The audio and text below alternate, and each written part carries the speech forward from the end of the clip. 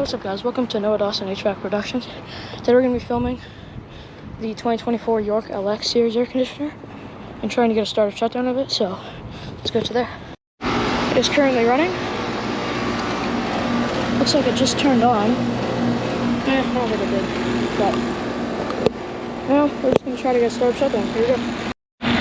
This unit is a 5-ton 2024. It's a York LX series, and it's got a broad ocean fan motor and an LG scroll compressor, so we're just going to try and get that started shut down. Got R410 air refrigerant as well.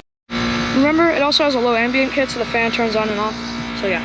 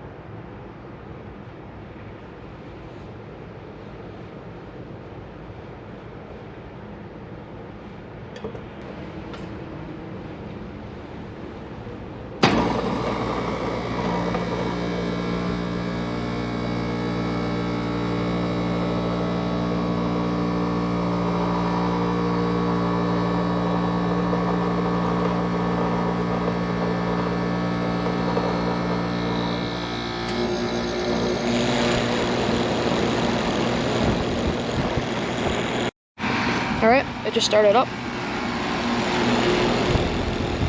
It's blowing out super hot air.